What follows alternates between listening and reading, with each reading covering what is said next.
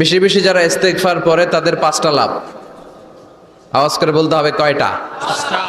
Number 1, মান লাজিমাল ইস্তেগফার জাআলাল্লাহু লাহু মিন কুল্লি দীকিন মাখরাজা। যে সব সময় ইস্তেগফারের সাথে লাজিমা মানে লেগে থাকে, আঠার মতো। কিসের মতো? চুইংগাম খান না আপনারা? চুইংগাম যদি হাতের মধ্যে লাগান আঠার মতো লেগে থাকে না? বাচ্চারা আবার দুষ্টামি করে চুইংগাম খেয়ে আরেকজনের চুলের মধ্যে লাগায় দেয়, আছে না নাই? তখন সরিষার তেল দিয়ে ছুটাইতে হয়, তাই না? তো মান লাজিমাল ইস্তেগফার, যে ইস্তেগফারের সাথে আঠার মতো লেগে থাকে, সে 5টা জিনিস পায় জীবনে। চিল্লায় বলেন না কয়টা? 1 নাম্বার, জাআলাল্লাহু লাহু মিন কুল্লি দীকিন মাখরাজা। সব বিপদ থেকে তার উদ্ধার করে কে? আল্লাহ। আমাদের জীবনে বিপদ আপদ আছে না নাই? আছে। কম না বেশি? বেশি। কত বিপদ, কত ধরনের বিপদ। যে কোনো সময় দুর্ঘটনা হতে পারে, রোড অ্যাক্সিডেন্ট, আছে না নাই? আছে। যে কোনো সময় গুম হয়ে যেতে পারেন, আপনারা খুঁজে পাবেন আপনার স্বজনরা। যে কোনো সময় ক্রস ফায়ারের মধ্যে পড়তে পারেন, ঠিক কি না? যে কোনো সময় বজ্রপাতে আপনি নিহত হতে পারেন, ভূমিকম্পের মাঝখানে পড়তে পারেন, দুজন কোবাকবি লাগছে, আপনি মাঝখানে, হইতে পারে না? জাআলাল্লাহু লাহু মিন কুল্লি দীকিন মাখরাজা। এরকম সব ধরনের বিপদ থেকে তারা রক্ষা করবে কে? আল্লাহ। যদি ইস্তেগফারের সাথে আঠার মতো লেগে থাকা যায়। এই হলো নাম্বার 1। নাম্বার 2, ওমিন কুল্লি হাম্মিন ফারাজা। যে সব সময় আঠার মতো ইস্তেগফারের সাথে লেগে থাকবে, আল্লাহ তাকে দুশ্চিন্তা থেকে মুক্তি দিবেন, তার কোনো টেনশন থাকবে না। সুবহানাল্লাহ পড়েন। আমাদের জীবনে টেনশন আছে না নাই? জীবন নিয়ে টেনশন, মরণ নিয়ে টেনশন, ক্যারিয়ার নিয়ে টেনশন, বাড়ি ভাড়ার টেনশন, বিদ্যুৎ বিলের দাম বেড়ে যাচ্ছে, টেনশন, ঘরের মধ্যে শান্তি নাই, টেনশন, দ্রব্যের দাম বাড়তেছে, বেতন কমতেছে, টেনশন, ঠিক কি না? এই টেনশন থেকে আপনাকে মুক্ত রাখবে কে? আল্লাহ। নাম্বার 3, ওয়ায়ারযুকহু মিন হাইসু লা ইয়াহতাসিব। এমন জায়গা থেকে আল্লাহ আপনাকে রিজিকের ব্যবস্থা করবে, আপনি কল্পনাই করতে পারবেন না। রিজিক দেওয়ার মালিক কে? কেউ যেটা পারে না, পারে কে? এমন জায়গা থেকে তিনি রিজিক দিবেন, আপনি কল্পনাই করতে পারেন না। আপনি হিসাবই করেন না যে এখান থেকে কিছু রিজিক আমি পাবো, কিন্তু আল্লাহ ব্যবস্থা করে দিয়েছে। সুবহানাল্লাহ পড়েন। 4 নাম্বার, যতক্ষণ ইস্তেগফারের সাথে আঠার মতো লেগে থাকবেন, আল্লাহর কোনো শাস্তি আপনার উপর আসবে না। ওমা কানা আল্লাহু মুআযযিবাহুম ওয়া হুম ইস্তাগফিরুন। যতক্ষণ আপনি ইস্তেগফার পড়বেন, আল্লাহর আযাব আপনারে পাকড়াও করবে না। 5 নাম্বার হচ্ছে আল্লাহ আপনাকে মুস্তাজাবুদ দাওয়া বানিয়ে দিবে। মুস্তাজাবুদ দাওয়া মানে এমন ব্যক্তি, যেই ব্যক্তি দোয়া করা মাত্রই দোয়া কবুল করে কে? আল্লাহ। সবসময় ইস্তেগফার পড়তে রাজি আছেন তো? আরব বিশ্বে আমরা যখন পড়াশোনা করতাম তখন দেখতাম যে রাস্তাঘাটে বিভিন্ন জায়গায় আজকারগুলো, আল আদইয়াতুল মাসুরা, মাসনুন দোয়াগুলো তারা লিখে রাখতো, যাতে মনের অজান্তেই তাদের চোখ ওই সাইনবোর্ডে পড়লে তারা যেন ওই দোয়াগুলো পড়তে পারে। রাস্তার মধ্যে লেখা থাকতো সুবহানাল্লাহ, আলহামদুলিল্লাহ, আল্লাহু আকবার, লা ইলাহা ইল্লাল্লাহ। আপনি উঁচু কোনো জায়গায় উঠবেন বা লিফটে দিয়ে উপরে উঠবেন, সিঁড়ি দিয়ে উপরে উঠবেন, ওঠার সময় বায়ে লেখা আল্লাহু আকবার। কারণ হাদিসে এসেছে ইদা সাইদনা কাব্বারনা, আমরা যখন উপরের দিকে উঠতাম আমরা পড়তাম আল্লাহু আকবার। ওয়া ইদা নাযালনা সাব্বাহনা, আর যখন আমরা নিচের দিকে নামতাম আমরা পড়তাম সুবহানাল্লাহ। এজন্য হেঁটে হেঁটে কিংবা সিঁড়ি দিয়ে কিংবা লিফট দিয়ে, এলিভেটর দিয়ে আপনি যখন উপরের দিকে উঠবেন কি পড়বেন? আওয়াজ করে পড়েন, কি পড়বেন? আর নিচের দিকে নামলে কি পড়বেন? এই তাসবিহগুলো পড়ে পড়ে জিহ্বাটারে ভিজিয়ে রাখার দরকার আছে না নাই? আমরা যেন আল্লাহর জিকির আর শুকর দিয়ে আমাদের হৃদয়টাকে, জিহ্বাটাকে সিক্ত করে রাখতে পারি। আল্লাহ তুমি তৌফিক দাও। ফরজ সালাতের পরে বিশ্বনবী তাসবিহগুলো পড়তেন, আমরা পড়তে চাই না। আল্লাহ রাসূল সাল্লাল্লাহু আলাইহি ওয়াসাল্লাম সালাম ফেরানোর পরে পড়তেন আল্লাহু আকবার, 3 বার পড়তেন আস্তাগফিরুল্লাহ, আস্তাগফিরুল্লাহ, আস্তাগফিরুল্লাহ, সুবহানাল্লাহ 33 বার, আলহামদুলিল্লাহ 33 বার, আল্লাহু আকবার 33 বার, লা ইলাহা ইল্লাল্লাহ ওয়াহদাহু লা শারীকা লাহু, লাহুল মুলকু ওয়া লাহুল হামদু ওয়া আলা কুল্লি শাইইন কাদির। আয়াতুল কুরসি পড়তেন, লম্বা লম্বা অনেক দোয়া করতেন। এগুলো আমরা করি না, আমরা ছোট্ট একটা মুনাজাতের জন্য পাগল হয়ে যাই, তাই না? আসসালামু আলাইকুম ওয়া রাহমাতুল্লাহ, আসসালামু আলাইকুম ওয়া রাহমাতুল্লাহ, আল্লাহুম্মা আমিন বিরহমাতিকা ইয়া আরহামার রাহিমিন, তাই না? আমিন ইয়া আরহামার রাহিমিন। তো হইলো কিছু? তাড়াহুড়ো করবেন না, তাসবিহ পড়বেন, জিকিরগুলো পড়বেন, এগুলো আপনার অন্তরটাকে সিক্ত রাখে। ফরজ সালাতের পরে আয়াতুল কুরসি পড়তে হয়। মান কারাআ আয়াতাল কুরসি দুবুরা কুল্লি সালাতিন মাকতুবা লাম ইয়ামনাহু মিন দুখুলিল জান্নাতি ইল্লাল মাউত। প্রত্যেক ফরজ সালাতের পরে যে আয়াতুল কুরসি পড়ে তার জান্নাতে ঢোকার ব্যাপারে কোনো বাধা থাকে না একটি জিনিস ছাড়া, সেটা হলো তার মৃত্যু। লোকটা মরে না তাই জান্নাতে যায় না, মরলেই জান্নাতি। প্রত্যেক ফরজ সালাতের পরে আয়াতুল কুরসি পড়বেন তো? আর সর্বাবস্থায় বেশি বেশি করে পড়বেন আস্তাগফিরুল্লাহ। কি পড়বেন? আমার সাথে আওয়াজ করে পড়েন আস্তাগফিরুল্লাহ। আর আওয়াজ করে পড়েন আস্তাগফিরুল্লাহ। আপনারা ইমাম আহমদ ইবনে হাম্বলের নাম শুনেছেন? আমরা ইসলামে 5টা মাযহাবের প্র্যাকটিস করি, কোরআন সুন্নাহর আলোকেই আমরা করি। হানাফি, শাফিঈ, মালিকি। 4 নম্বরটা আপনারা বলেন হাম্বলি। হানাফি, শাফিঈ, মালিকি, তারপরে হাম্বলি। এই হাম্বলি মাযহাবের ধারক এবং বাহক ইমাম আহমদ ইবনে হাম্বল। উনি অনেক বড় যুগ শ্রেষ্ঠ মুহাদ্দিস ছিলেন। একক স্বতন্ত্র হাদিসের কিতাব হিসেবে পৃথিবী খ্যাত যে হাদিসের কিতাবটা, যেটার মধ্যে সবচাইতে বেশি সংখ্যক হাদিস আনা হয়েছে, মুসনাদ আহমদ ইবনে হাম্বল, এটার রচয়িতা উনি। সুবহানাল্লাহ পড়েন। প্রায় 40,000 হাদিসের কালেকশন ওই কিতাবের ভেতরে আছে। এই হাদিস কালেকশনের জন্য ইমাম আহমদ ইবনে হাম্বল বছরের পর বছর, যুগের পর যুগ, শহর থেকে গ্রাম, গ্রাম থেকে শহর চষে বেরিয়েছেন। ওনার শেষ জীবনটা উনি হাদিস সংগ্রহের কাজে ব্যয় করেছেন। একবার এক সফরে তিনি রাত্রিবেলা বেরোলেন। ইস্তেগফার পড়লে যে কি করে মানুষ মুস্তাজাবুদ দাওয়া হয় শুনেন। রাত্রিবেলা সফরে তিনি বেরোলেন, হাদিস সংগ্রহের সফর। পথিমধ্যে এক মসজিদে মাগরিবের নামাজ পড়লেন, এশার নামাজ পড়লেন। প্রচন্ড শীত। তিনি ভাবলেন আজকের রাতটা মসজিদেই কাটায় দেই, ফজরের সালাত পড়ে তারপরে বেরোবো। ব্যাগ থেকে কাঁথা বের করে তিনি শুয়ে পড়লেন। কিন্তু মসজিদের দারোয়ান এসে বলে, মসজিদে তো থাকা যাবে না, আপনি বের হন। ইমাম আহমদ ইবনে হাম্বল বললেন, আমি বৃদ্ধ মানুষ, প্রচন্ড শীত, কই যাব? আমি ফজরেরও মুসল্লি, ফজর নামাজও এই মসজিদে পড়বো, আমার এই বাজান তুমি থাকতে দাও। দারোয়ান বলেন, নো, থাকা যাবে না, মসজিদে থাকা যাবে না, বের হন, না হলে গাঠটি সহ বের করে দেব। চিনে নাই এটা যে ইমাম আহমদ ইবনে হাম্বল, সে বুঝতে পারে নাই। তো দারোয়ানের সাথে সুবিধা করতে না পেরে ইমাম আহমদ ইবনে হাম্বল ব্যাগ নিয়ে বেরোয় গেলেন। প্রচন্ড শীত, কাঁপছেন। হঠাৎ দেখে সামনে এক বাজার। ওই বাজারে এক খাব্বাজ বসে আছে। খাব্বাজ মানি রুটি বিক্রেতা। খাব্বাজ মানি যুবক, একজন রুটি বিক্রেতা, রুটি বিক্রি করে। যে যুবককে সালাম দিলেন, আসসালামু আলাইকুম। যুবক পড়লো, আলাইকুম আসসালাম। ইমাম আহমদ ইবনে হাম্বল বলল, যুবক, আমি মুসাফির মানুষ, থাকার জায়গা নাই, প্রচন্ড শীত। এই যে তুমি চুলার মধ্যে উনুনে রুটি বানাচ্ছ, আমি যদি তোমার চুলার পাশে বসে রাতটা কাটাই, তোমার কোনো সমস্যা হবে? যুবক বলেন, নো, কোনো সমস্যা নাই। আহলান ওয়া সাহলান ওয়া মারহাবান বিক, খোশ আমদেদ, সুস্বাগতম, আসেন। আপনি আমার চুলার পাশে বসে আগুন পোহালে আমার সমস্যা কি? আসেন, আসেন, বসেন, আপনি মুরব্বী মানুষ। ইমাম আহমদ ইবনে হাম্বল আল্লাহ শুকরিয়া করে চুলার পাশে বসে শীতের রাতে চুলা থেকে তাপ নিচ্ছেন, আগুন পোহাচ্ছেন। আর তিনি দেখতে লাগলেন যুবক আটা দিয়ে রুটি বানায় আর পড়ে আস্তাগফিরুল্লাহ, রুটির খামির বানায় আর পড়ে আস্তাগফিরুল্লাহ, গোল গোল করে খামির দিয়ে দলা বানিয়ে সাজিয়ে রাখে আর পড়ে আস্তাগফিরুল্লাহ, রুটি বেলুন দিয়ে বলে এটারে চুলার ভেতরে ঢুকায় আর কি পড়ে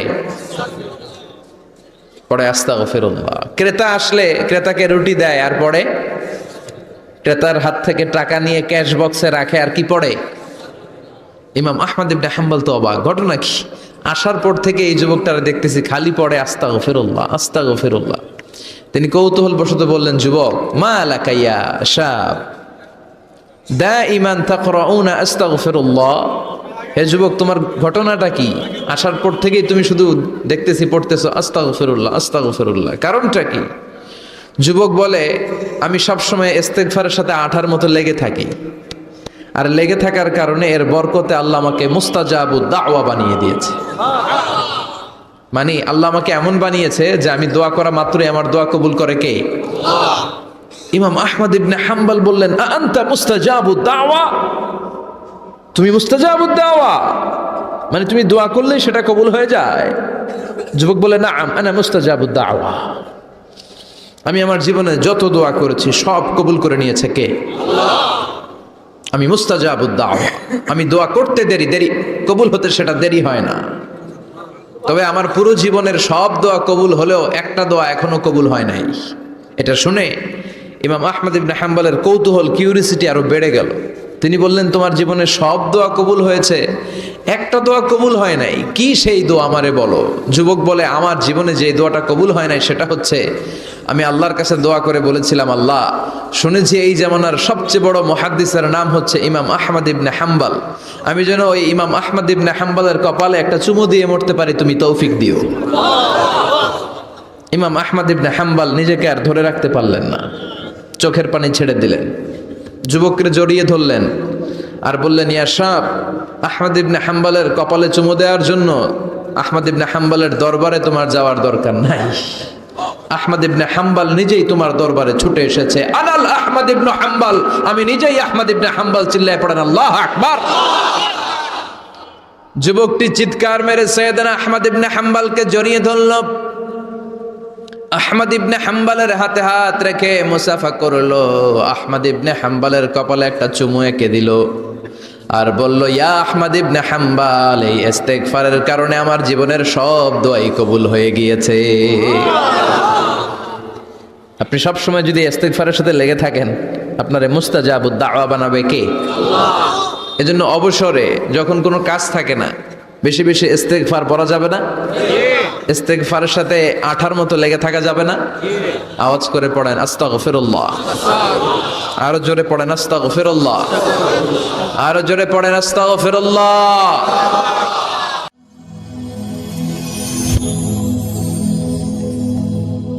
Rose TV 24. Enjoy by listening to the Holy Quran.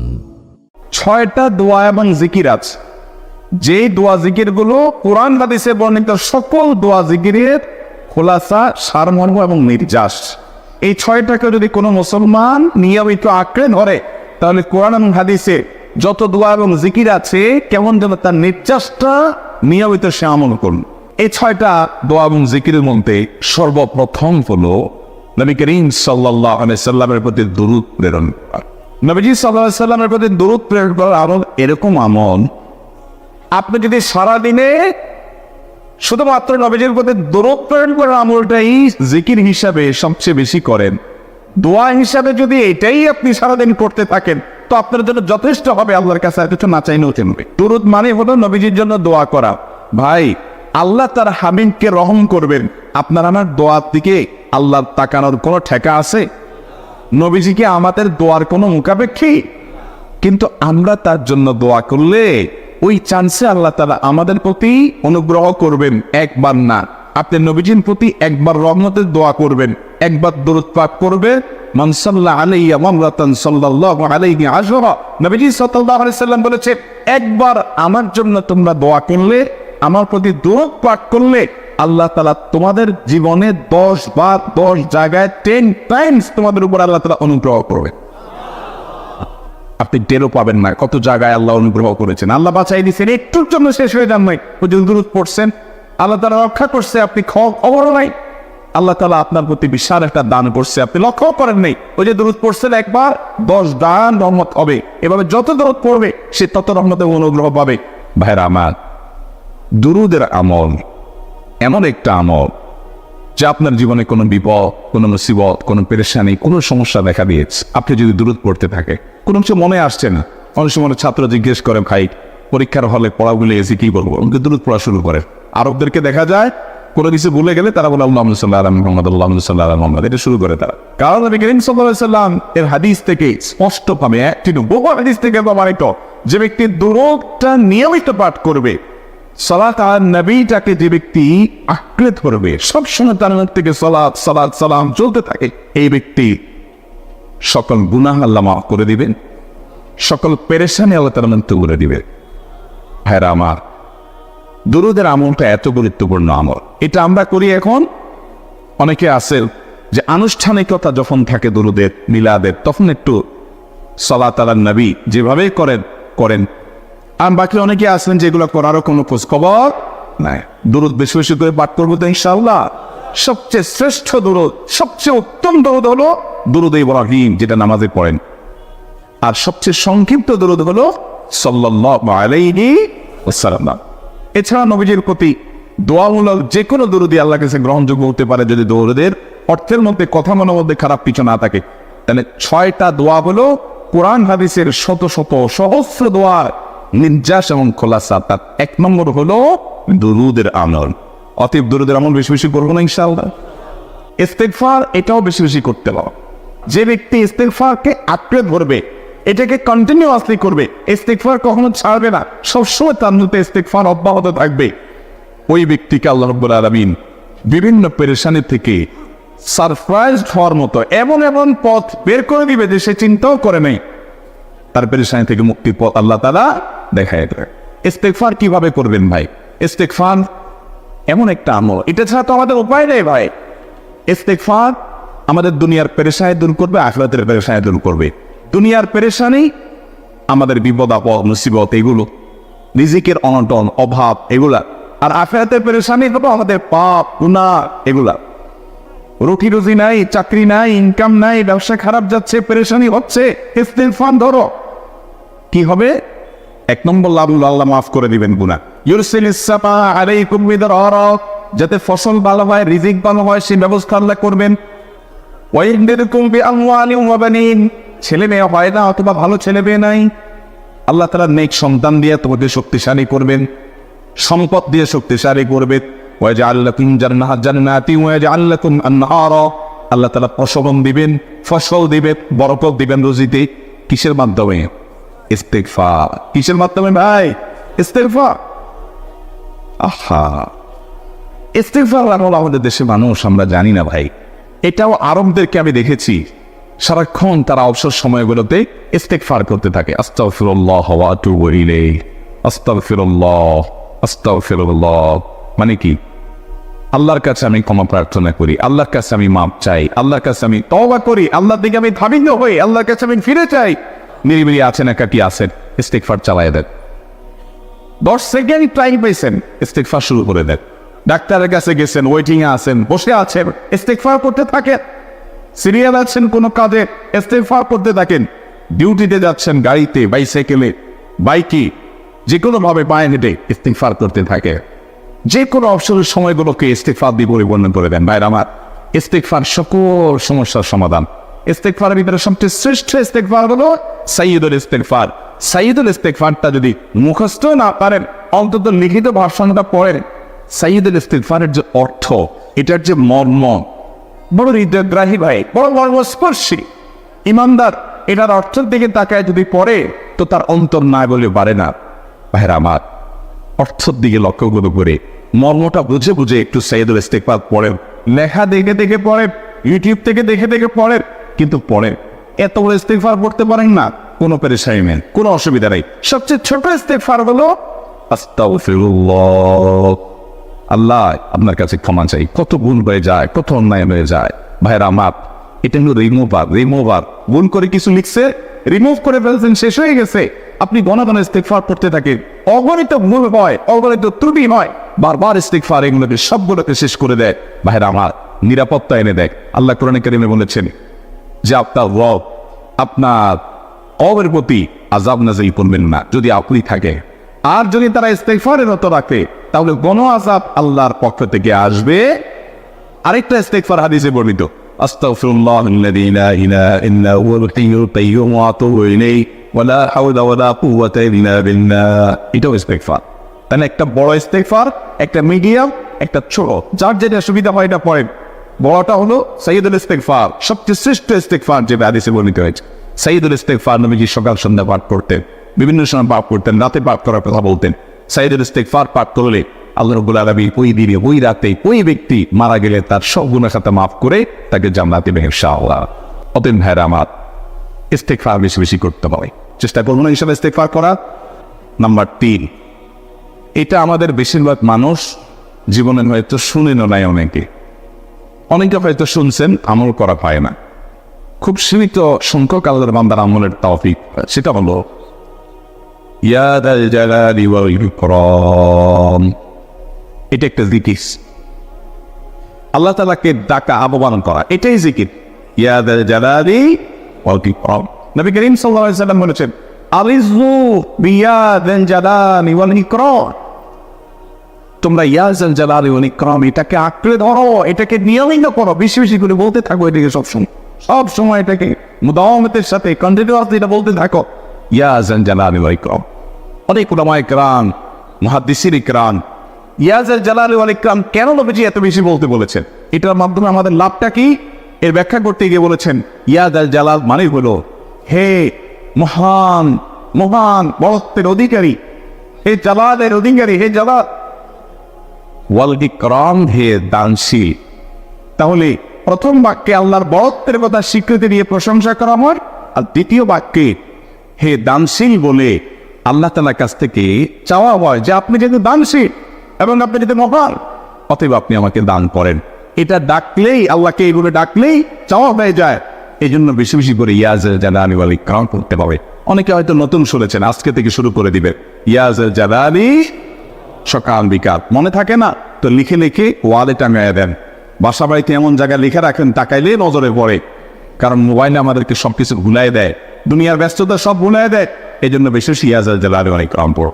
4 নম্বর যে দোয়া এবং জিকির করতে নবী করিম সাল্লাল্লাহু আলাইহি ওয়াসাল্লাম সব সময় আমাদেরকে উৎসাহ দিয়েছেন, অনুপ্রেরণা দিয়েছেন, লা হাওলা ওয়ালা কুওয়াতা ইল্লা বিল্লাহ, লা হাওলা ওয়ালা কুওয়াতা ইল্লা বিল্লাহ, লা হাওলা ওয়ালা কুওয়াতা ইল্লা বিল্লাহ। এটা হবে সারেন্ডার করা, আল্লাহর কাছে সারেন্ডার করা, আত্মসমর্পণ করা। মানে আল্লাহ ছাড়া কোনো ভালো কাজ করার ক্ষমতা কারণ নাই, করার তৌফিক দেওয়ার ক্ষমতা কারণ নাই, আর পাপ থেকে বাঁচানোর ক্ষমতা কারণ নাই। এই জন্য আমি কেমন যেন আল্লাহর কাছে সারেন্ডার করছেন, লা হাওলা ওয়ালা কুওয়াতা ইল্লা বিল্লাহ। কোন অবস্থা, কোন সামর্থ্য এগুলো কারোর কাছে নাই, শুধুমাত্র কার কাছে আছে? আল্লাহর কাছে আছে। এই অর্থ বুঝে আপনি লা হাওলা ওয়ালা কুওয়াতা ইল্লা বিল্লাহ বেশি বেশি পাঠ করবেন। নবী করিম সাল্লাল্লাহু আলাইহি ওয়াসাল্লাম বলেছেন, তোমাদেরকে কি আমি জান্নাতের একটা ভান্ডারের খোঁজ দিব, খবর দিব, যেটা জান্নাতের ভান্ডার, সওয়াব টওয়াব না, সাধারণ অল্প স্বল্প সওয়াব না, পুরো জান্নাতের ভান্ডারের সন্ধান দিয়ে নিব। সাহাবায়ে কেরাম তো চাইতেনই সেটা। নবীজি সাল্লাল্লাহু আলাইহি ওয়াসাল্লাম তখন বলেছেন যে লা হাওলা ওয়ালা কুওয়াতা ইল্লা বিল্লাহ, এটা হলো কানজুম মিন কুনুজিল জান্নাহ, জান্নাতের ভান্ডার সমূহের মধ্যে থেকে একটা বড় ভান্ডার হলো লা হাওলা ওয়ালা কুওয়াতা ইল্লা বিল্লাহ। অতএব এই আমলটা বেশি বেশি করবে। 5 নম্বর আমল হলো দোয়া ইউজ। দোয়া ইউজ জানা আছে তো? লা ইলাহা ইল্লা আনতা সুবহানাকা ইন্নী কুনতু মিনাজ জালিমিন। ভাইরা আমার, অর্থের দিকে তাকায়া মাঝে মধ্যে মোবাইল সব ফালায় রেখে একটু আল্লাহর সাথে কথা বলবে, আল্লাহর সাথে একটু কানেক্টেড হওয়ার চেষ্টা করবেন, আল্লাহর সাথে একটু সংযুক্ত হওয়ার চেষ্টা করবে। ডিসকানেক্টেড তো পুরো লাইফটা কাটাই দিলেন, একটু কানেক্টেড হওয়ার চেষ্টা করেন। প্রতিদিন কিছু সময় বসে জিকির করেন, চলতে ফিরতে একটু আল্লাহকে সময় দেন। আপনি উপকৃত হবে, আপনার কল জিদ্দা হবে, আমল নামাজ সওয়াবে পরিপূর্ণ হবে। লা ইলাহা ইল্লা আনতা সুবহানাকা ইন্নী কুনতু মিনাজ জালিমিন। অর্থের দিকে তাকান, কত মর্মস্পর্শী। লা ইলাহা ইল্লা আনতা, আল্লাহ আপনি ছাড়া কোনো সত্যিকারের মাবুদ নাই, উপাস্য নাই। সুবহানাকা, আপনি পবিত্র, আমি আপনার পবিত্রতা জ্ঞাপন করছি। ইন্নী কুনতু মিনাজ জালিমিন, তবে আমি সেই সব মানুষদের অন্তর্ভুক্ত যারা নিজের প্রতি নিজে জুলুম করেছে, অবিচার করেছে, অন্যায় করে আমার নিজের পায়ে নিজের উড়ান মেরেছি। অতএব আপনি আমাদের প্রতি রহম করেন। এই দোয়া পাঠ করে আপনারা সবাই জানেন আল্লাহর একজন নবী, তিনি জীবনের সবচেয়ে কঠিন পরিস্থিতির মুখোমুখি হয়ে এমন বিপদে পড়েছেন যে বিপদ থেকে উদ্ধারের কোনো পথ ছিল না। দুনিয়াবী সকল সিস্টেম বলবে যে সমুদ্রে নিক্ষেপিত হয়ে বিশাল বড় সমুদ্রের প্রাণী মাছের পেটে চলে গেলে সে মানুষ আবার বাঁচে কিভাবে? মুহূর্তের ভিতরে তো মারা যাবে অক্সিজেন অভাবে। এটাই দুনিয়ার সিস্টেম বলে। আল্লাহ তাআলা অলৌকিক ভাবে, লৌকিক সিস্টেমের ঊর্ধ্বে রেখে আল্লাহ তাআলা তাকে এই বাক্য পাঠ করার কারণে এর মাধ্যমে আল্লাহ তাকে মুক্তি লাভ করেছে। এবং আল্লাহ তাআলা এই ঘটনা কোরআনে উল্লেখ করার পর একটা সুসংবাদ বলছেন আমাদের সবার জন্য, বিরাট বড় আনন্দের সংবাদ। আল্লাহ বলেছেন, ওয়াকাযালিকা নুনজিল মুমিনিন। এই বাক্য পাঠ করার পর ইউনূস আলাইহিস সালামকে শুধু রক্ষা করেছেন আল্লাহ তাই নয়, আল্লাহ বলেছেন একইভাবে তাকে যেরকম রক্ষা করেছি, এই বাক্য যদি কেউ পড়ার মতো পড়ে, অকাদায় করে পড়ে, মনের গভীর থেকে পড়ে, মর্ম উপলব্ধি করে পড়ে, নিয়মিত পড়ে, ওয়াকাদালিকা নুনজিল মুমিনিন, ঈমানদারদের ক্রমে রক্ষা করে দেব। ভাইরা আমার, আমরা বিপদ আপদে পূর্ণ হুজুরদের কাছে চলে যাই দোয়ার জন্য। অনেকে মাজারে চলে যায়, সেখানে মানত করে, টাকা পয়সা দেয় বিপদ উদ্ধার করার জন্য। কপাল পড়া জানে না ও কার গোলাপ, ও আনসাজিবের মালিকের গোলাপ, তার সাথে ডাইরেক্ট কানেক্টেড হওয়ার সুযোগ আছে, শুধু ইউজ করলে ভাই দিলেই হয়। কপাল পড়া জানে না, ডানে বামে গিয়ে নিজের আমল বরবাদ করে, ইমান বরবাদ করে, তাও এই নষ্ট করে। ভাইরা আমার, তাহলে যে কোনো সমস্যা ফিল করি অথবা স্বাভাবিক অবস্থাতে দোয়া ইউজ পাঠ করবো। ভাইরা আমার, আল্লাহর দিকে থামিতে হবে তো ইনশাআল্লাহ। 6 নম্বর হলো সুবহানাল্লাহ, আলহামদুলিল্লাহ, লা ইলাহা ইল্লাল্লাহ, আল্লাহু আকবার।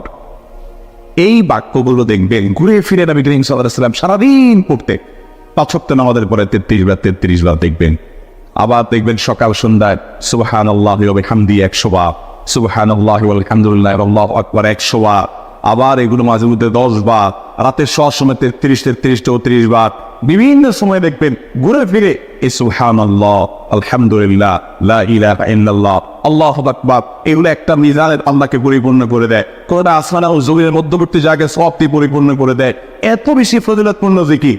এই জন্য পুরো কোরআন হাদিসের দোয়া এবং জিকিরের নির্যাসের শেষ এবং 6 নম্বর হলো বেশি বেশি করে দিন রাত 24 ঘন্টা সুযোগ পাবেন। যেখানে যেখানে হাদিসে যে সংখ্যা বলা আছে ওটাতে করবেনই, ওর বাইরেও বেশি বেশি করে সুবহানাল্লাহ, আলহামদুলিল্লাহ, লা ইলাহা ইল্লাল্লাহ, আল্লাহু আকবার বেশি বেশি করবো না ইনশাআল্লাহ? নিয়মিত করবো তো ইনশাআল্লাহ? আল্লাহ আমাকে আপনাকে আমাদের সবাইকে আমল করার তৌফিক দান করুন, সব সময় জিকিরের মধ্যে থাকার তৌফিক দান করুন। জাযাকুমুল্লাহু খায়রা। আশুরার সময় 2টা রোজা রাখতে বলেছেন, বিশ্বনবী রেখেছিলেন একটা রেখেছিলেন, আর বলেছিলেন আমি যদি আগামী বছর বাঁচি লা আসুমান্না তাসা, 10 তারিখে তো এবার রাখলাম 10ই মুহররম, আগামী বছর বেঁচে থাকলে 9ই মুহররমও রাখবো। কিন্তু এর পরের বছর বিশ্বনবীকে তুলে নিল কে? বিশ্বনবী রাখতে পারে নাই, কিন্তু বিশ্বনবীর চেতনা ছিল রাখার, ঠিক কিনা? বিশ্বনবী এমন নবী যার চেতনাটাও সুন্নাত।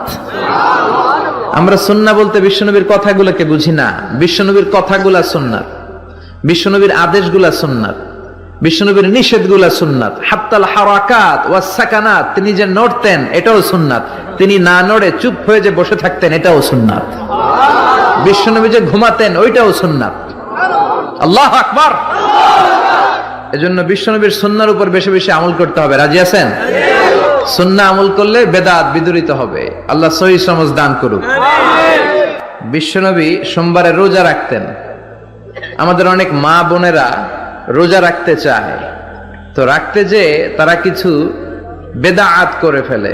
যত জায়গায় যতটা সুন্নাহ আছে ওই সুন্নাহ সরায় ফেললে ওই জায়গায় বেদাত ঢুকে, ঠিক কিনা? আমাদের মায়েরা শবে মেরাজের রোজা রাখে। শবে মেরাজের রোজা বলতে শরিয়াতে কোনো রোজা নাই, ঠিক কিনা? বিশ্বনবী যা শিখিয়েছেন তাতে বরকত রহমত বেশি না কম? বিশ্বনবী সোমবার বৃহস্পতিবার রোজা রাখতেন। এজন্য মায়েরা বোনেরা যদি রোজা রাখতে চায় তাদেরকে বলে দিবেন সোম আর বৃহস্পতি রাখবেন।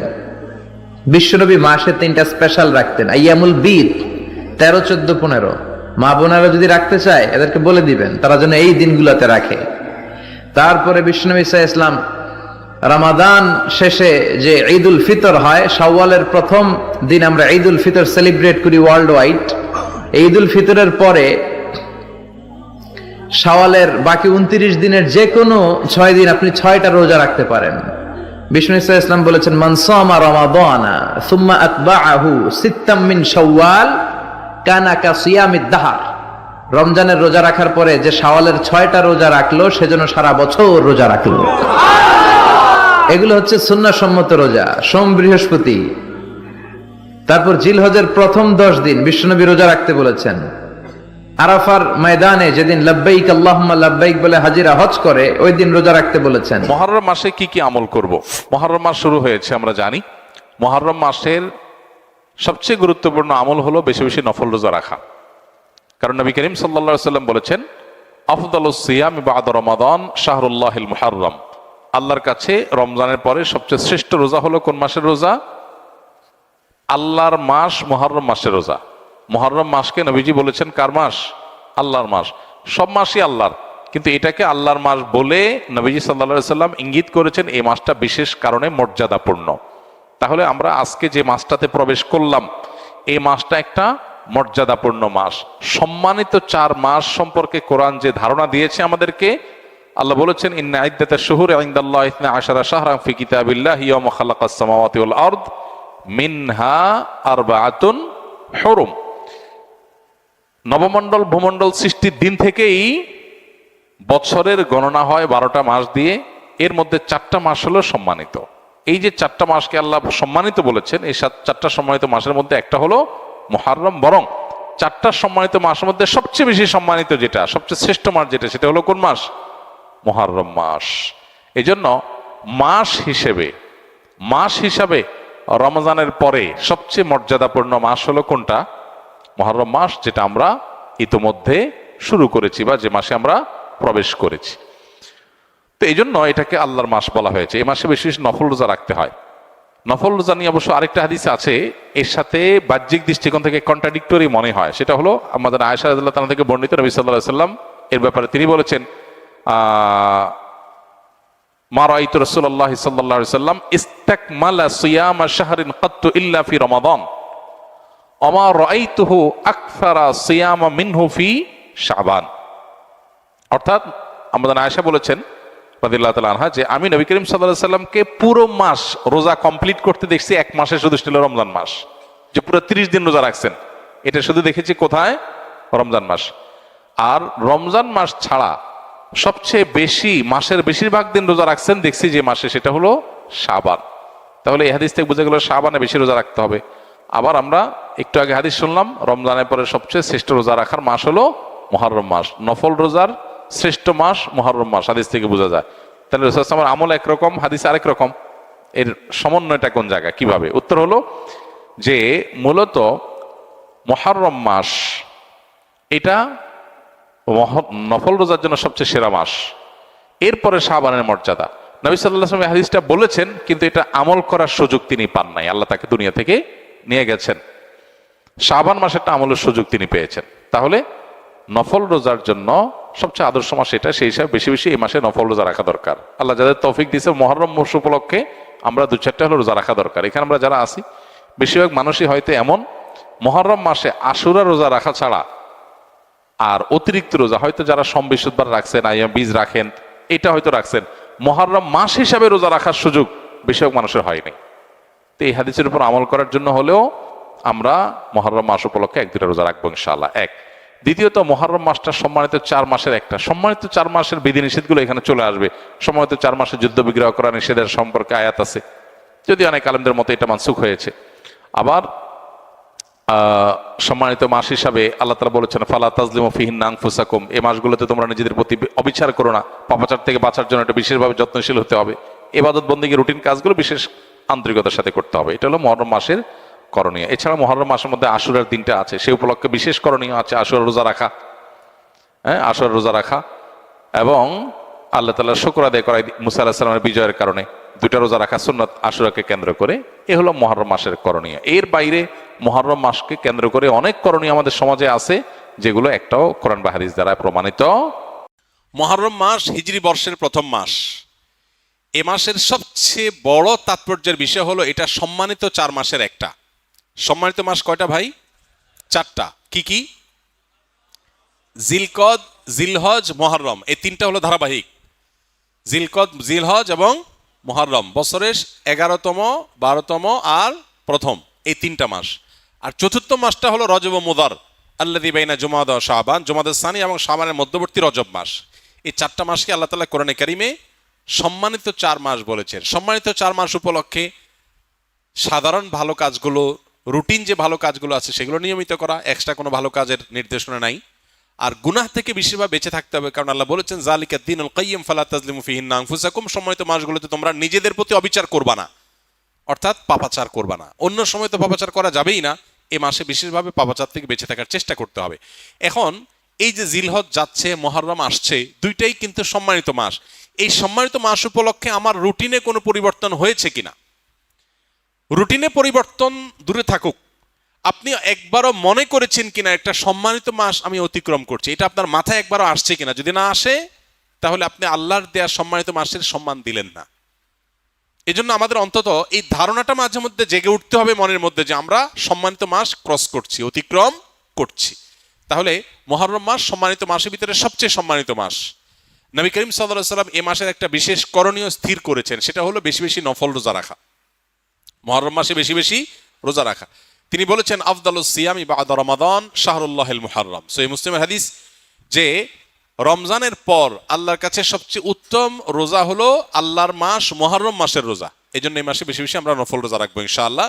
এই মাসের তাৎপর্যের আরেকটা কারণ হলো এই মাসে আশুরা আছে, অর্থাৎ মুহররমের 10 তারিখটা বিশেষ তাৎপর্য পূর্ণ একটা দিন, যেদিনে আল্লাহ তাআলা মূসা আলাইহিস সালামকে মুক্তি দিয়েছেন ফেরাউনের বাহিনীর বিপরীতে, এবং নবী সাল্লাল্লাহু আলাইহি সাল্লাম সেই ঘটনায় আল্লাহর কৃতজ্ঞতা আদায় করে মূসা আলাইহিস সালামের সপক্ষে তিনি আল্লাহর কাছে সিয়াম পালন করেছিলেন, এবং আশুরার দিনে রোজা রাখার ফলে 1 বছর পূর্বের গুনাহ মাফ হয়ে যায়।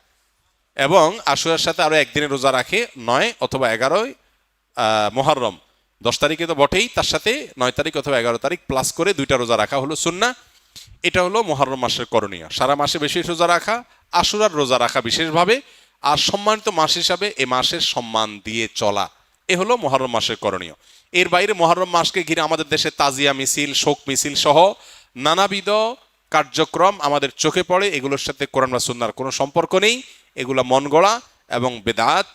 যেই দিনে আশুরার দিনে রোজা রাখার কথা বলা হয়েছে সেই দিনে লাল ডেক বসায় যদি খিচুড়ি খায় তাহলে সুন্নাহর খেলাফ কাজ হবে, আরো সে কাজটি আমাদের দেশে হচ্ছে। সুন্নাহর প্রচলন নাই, বেদাতের প্রচলন আছে। আল্লাহ আমাদেরকে বুঝার তৌফিক দান করুন।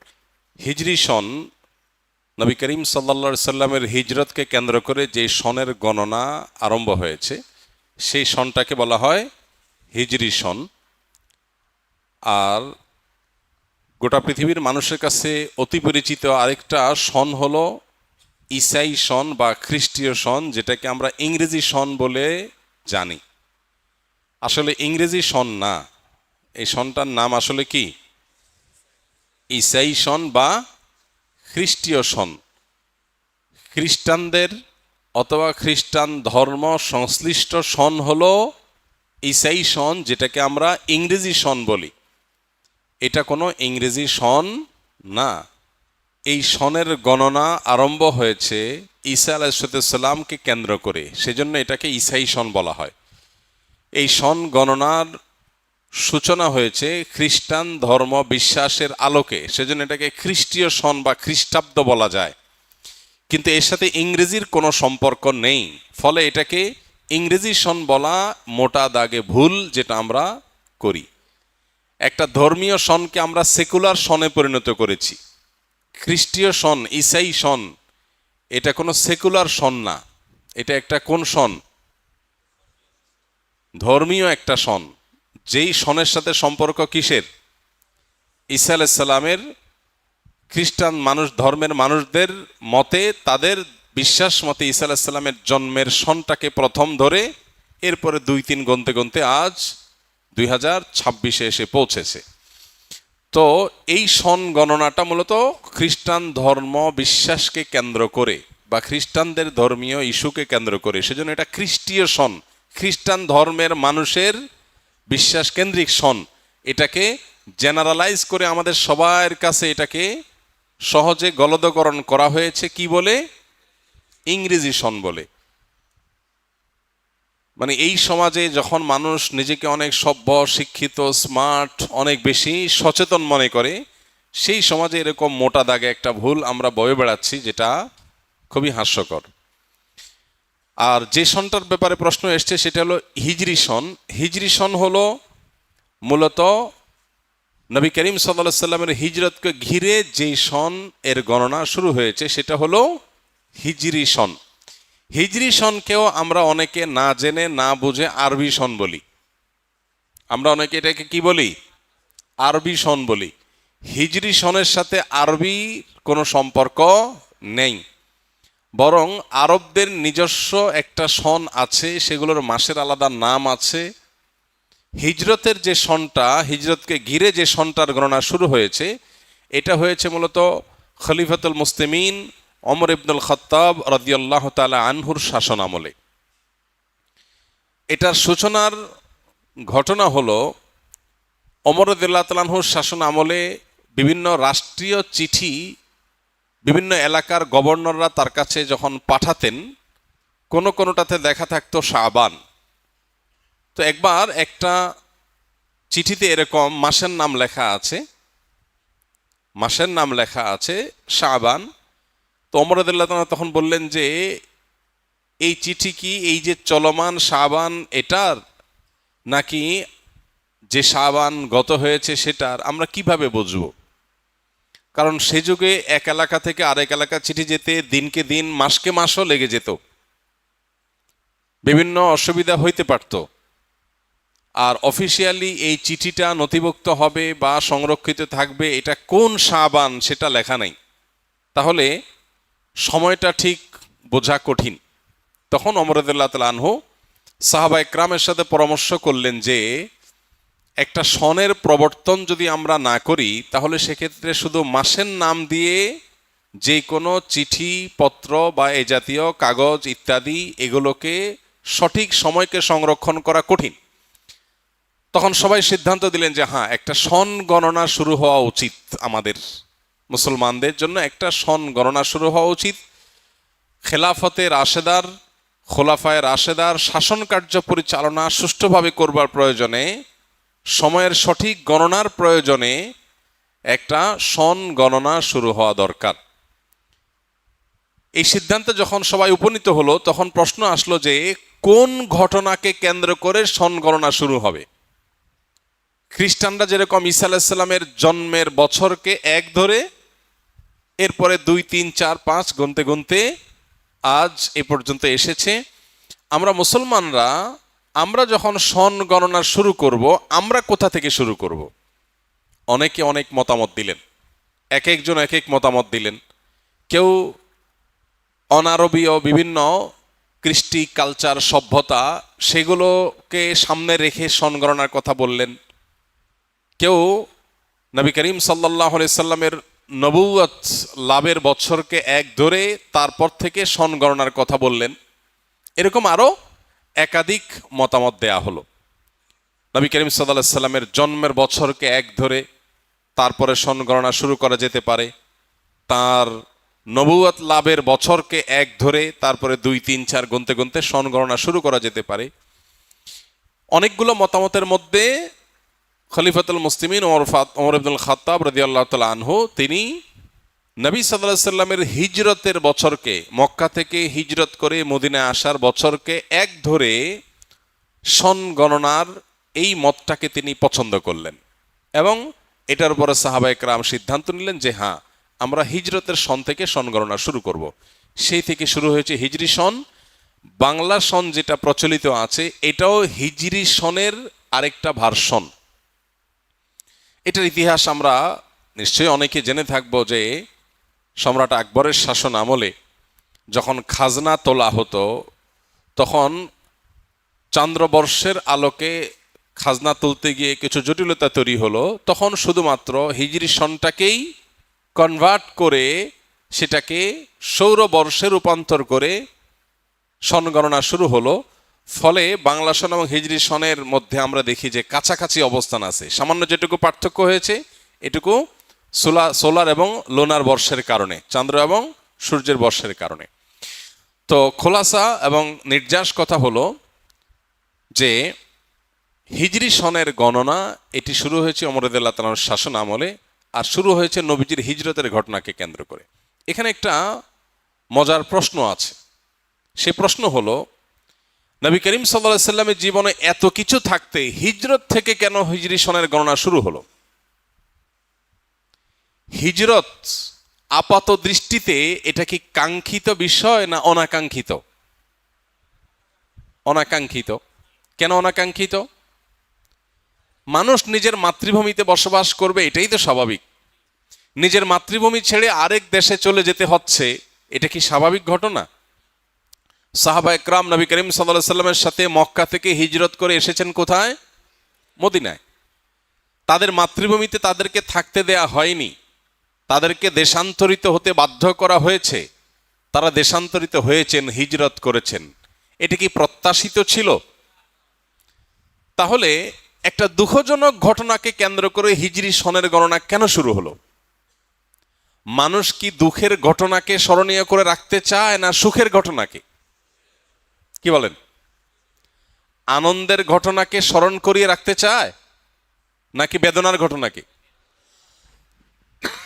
বেদনাকে স্মরণ করে রাখতে চায় মানুষ। বেদনা মানুষ ভুলতে চায়, দুঃখের ঘটনা মানুষ ভুলতে চায়, মানুষ স্মরণ করতে চায় না। স্মরণ করতে চায় কোনটা? আনন্দের ঘটনা। এই জন্য জন্ম দিবস উদযাপন হয়, অবশ্য আজকাল মৃত্যু দিবস উদযাপন হয়, বিবাহ বার্ষিকী উদযাপন হয়, যদিও আজকাল বিবাহ বিচ্ছেদ নিয়েও উদযাপন হয়। কিয়ামত নিকটবর্তী হয়ে গেছে, মানুষ অনেক উদ্ভট এবং হাস্যকর কাজও করবে। বাকি সাধারণ আমাদের সমাজ ব্যবস্থায়, আমাদের সাধারণ জীবনযাত্রা আমরা দেখি আনন্দের ঘটনাকে মানুষ বারবার স্মরণ করে মজা পায়, দুঃখের ঘটনা মানুষ ভুলতে চায়। সেখানে সাহাবীরা নবী সাল্লাল্লাহু আলাইহি সাল্লামের জীবনে নবুয়ত লাভের বছর, আনন্দের বছর, বদরের যুদ্ধের বিজয় আনন্দের বছর, এরকম কোন একটা আনন্দের ঘটনাকে কেন্দ্র করে সন গণনা শুরু না করে একটি বেদনার ঘটনাকে কেন্দ্র করে সন গণনা শুরু করেছেন কেন? আমরা যদি দেখি ঈসাই সনের কথা, খ্রিস্টীয় সনের কথা, তাহলে সেটা দেখি যে ঈসা আলাইহিস সালামের জন্মর বছরকে এক ধরে তারা গণনা শুরু করেছে, একটা আনন্দের ঘটনা। কিন্তু মুহাম্মদ সাল্লাল্লাহু আলাইহি সাল্লামের ক্ষেত্রে এসে কেন সাহাবা একরাম একটা বেদনার ঘটনা দিয়ে শুরু করলেন? উত্তর হলো, হিজরত আপাত দৃষ্টিতে বেদনা হলেও হিজরত হলো কিয়ামত পর্যন্ত আগত মুসলমানদের জন্য সবচেয়ে বড় প্রেরণার নাম। কিভাবে প্রেরণা? কারণ হিজরত আমাদেরকে স্মরণ করিয়ে দেয়, কঠিন সময়ে যদি তোমাকে তোমার মাতৃভূমি ত্যাগ করে চলে যেতেও হয়, তোমার প্রতি জুলুম করে তোমাকে যদি দেশান্তর করেও দেওয়া হয়, আল্লাহর সন্তুষ্টি চিত্তে যদি তুমি সেই কাজটাকে বরণ করো, মেনে নাও, আর তুমি যদি সত্যের উপরে অটল অবিচল থাকো, তাহলে অচিরেই তুমি আবার সেই ভূমিতে ফিরে আসবে। হিজরত সেই শিক্ষা, সেই প্রেরণা, সেই স্মরণ আমাদেরকে করায়। সেজন্য সাহাবা একরাম হিজরতকে স্মরণীয় করে রাখবার চেষ্টা করেছেন।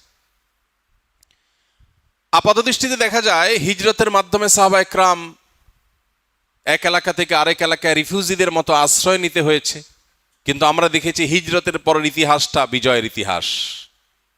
ইন্নামা আল উসরে ইউসরা। কঠিন সময় যখন যায় আমরা বিচলিত হয়ে যাই, কিন্তু কঠিন সময়ের পরেই যে সুসময় আসে এটা হিজরত আমাদেরকে বলে দিয়েছে। হিজরতের পরে দ্বিতীয় হিজরি সনেই আমরা দেখেছি বদরের মতো ঐতিহাসিক বিজয় আল্লাহ তাআলা দিয়েছেন। মাত্র 6 থেকে 7 বছর যেতে না যেতেই আল্লাহ মক্কা বিজয়ের মতো ঘটনা দিয়েছেন। মাত্র 10 বছরের মধ্যে পৃথিবীর পট পরিবর্তন করে দিয়েছেন।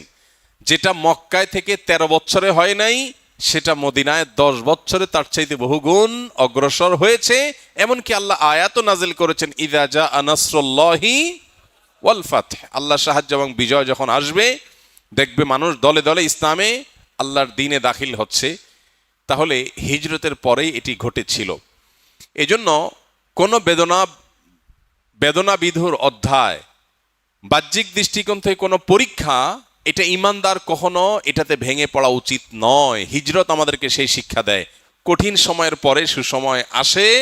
প্রয়োজন শুধু সবরের, প্রয়োজন শুধু ধৈর্যের, প্রয়োজন শুধু অপেক্ষার, প্রয়োজন শুধুমাত্র সঠিক ট্র্যাকে নিজেকে টিকিয়ে রাখার। কিয়ামত পর্যন্ত আগত ইমানদারদের জন্য হিজরতের চেতনা, হিজরতের শিক্ষা, এটা দৈনন্দিন জীবনে, দিনী জীবনে, সামগ্রিক জীবনে বারবার মানুষের জীবনে প্রয়োজন। এই জন্যই সাহাবা একরাম হিজরতের এই ঘটনাকে স্মরণীয় করে রাখবার জন্য হিজরি সনের গণনা শুরু করেছেন হিজরতের ঘটনা থেকে। আল্লাহ আমাদেরকে এই সন থেকে যে অনুপ্রেরণা, হিজরতের ঘটনা থেকে যে প্রেরণা আমাদের গ্রহণ করা দরকার, সেটা গ্রহণ করার তৌফিক দান করো। হিজরি সনের হিসাব সংরক্ষণ করা ফরজে কিফায়া। হিজরি সন কখন আসে কখন যায়, কোন মাস কখন শুরু হয় কখন শেষ হয়, এই সন গণনা করাটা ফরজে কিফায়া। কারণ ইমাম ফখরুদ্দিন রাজি রাহিমাহুল্লাহর একটা উক্তি আছে, এই উক্তি সমস্ত ফোকায়ে কেরামেরই।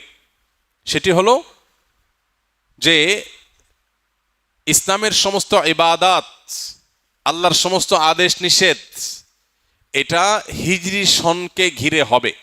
জাকাতের হিসাব যে বছরকে কেন্দ্র করে হবে সেটা হলো চান্দ্রবর্ষ, হিজরি বর্ষ। সৌরবর্ষকে হিসাব করে জাকাতের হিসাব ক্যালকুলেশন করা যাবে না।